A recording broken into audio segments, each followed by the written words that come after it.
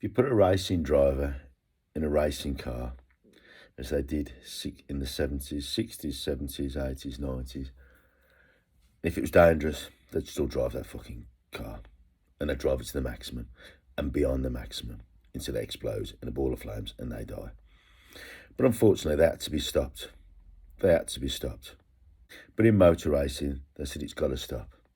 And they altered things for safety, for the safety of their athletes, should we call them, the drivers. Because you put a driver in any car and it'll race it to the fucking max, dangerous or not. And that's the same with bodybuilding. It's an extreme thing. It needs to be controlled. But unfortunately, in this game, it doesn't. In fact, the promoters are probably encouraging it the other way. They want big guys. So in motor racing, would they want, so with that many deaths a year, would they want to keep those deaths to keep rising, just keep putting the foot to the floor until they fucking crash and crash and crash? Although it was a great spectacle seeing people crash and explode at the start. That's what you waited for at the start. Oh my God, there's going to be a crash. And it started happening a bit more regular than that. And then when Senna died, we thought, nah, this is a fucking enough now. This is enough. But now Cedric's died. Surely this is enough. Surely this is enough. Or isn't it? Athletes are too scared to say anything because unlike motor racing, where they did put their hands up and say, we ain't doing this anymore, athletes won't do that in bodybuilding because the powers that be that run it will mark them down and they won't come anywhere.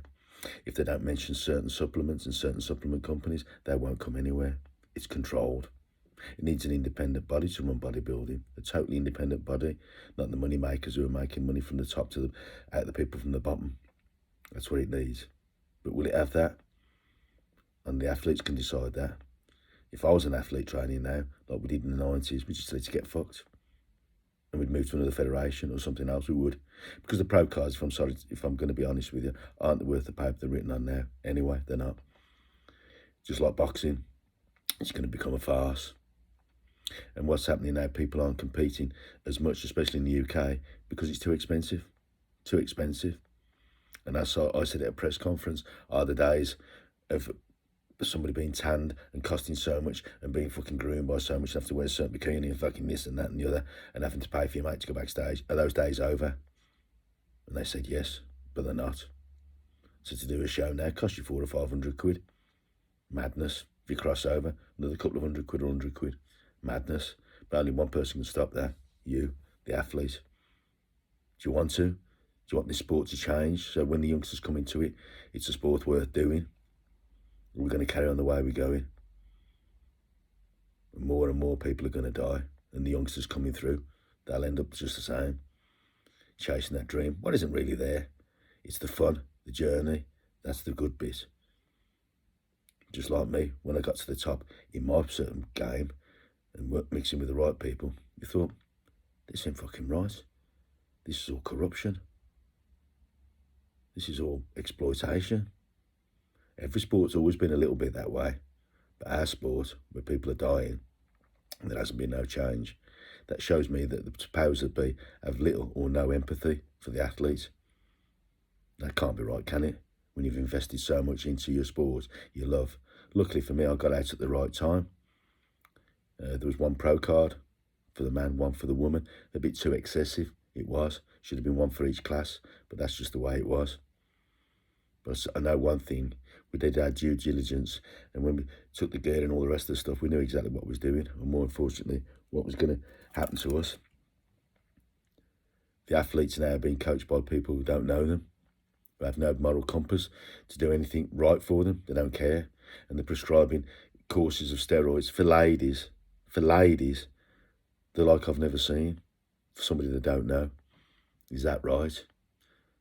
So this sport, it has to change, because what will happen, I can see it on the gym floor, people will just stop competing and stop competing and stop competing. You think they won't, they will. At the moment, we've got this Instagram brigade and the YouTube lads who want to get the pro card. But unfortunately, when you've got so many pro cards being given out, it don't mean fuck all. It's devalued, like with Sam the boxing. When you got fucking couple of cocks just fucking boxing for box office, it devalues the people who really box from the top. And it's funny how we always look back and look at the best, not so much racing drivers, because that's still great, but you look at the best sportsmen, it's always from the 90s. and 80s and 70s and the 2000s. It doesn't have to be that way. The sport can change and can grow, and you can look after the youngsters who are coming through.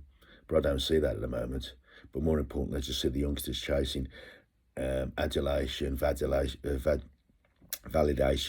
and all that shit. That's what I see him. And disregarding the health. When you take a shot or you take a pill, it's doing something to you. You need to know why and what it's doing. And if you don't care about that, and you hire somebody who really doesn't give a shit about you, then you're a fucking idiot, as far as I'm concerned. You've got to get to know your own body. But going back to the sport of bodybuilding, would any other sport ever allow this to happen? I can't think of anything. Tennis, so many died a year. Nah, football, so many died a year. No, just can't imagine it. So something has to change. Whether it will, whether it won't, who knows? We'll soon find out. Shame. Cedric, great guy. Great guy. Perhaps it was the sport what killed him in the end. That mass you've got to carry.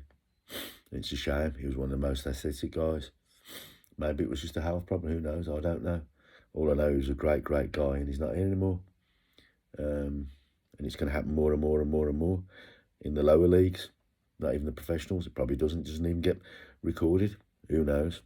We'll soon find out. Let's see if the powers that be change it. I doubt it. I think it's all about the dollar. And the guys that run it, they just fuck off into the night and take all the money. If they've given out the prize money or paid promotion companies who have been running the venues for them, who knows? I doubt it. That's how some people are. Bodybuilding, eh?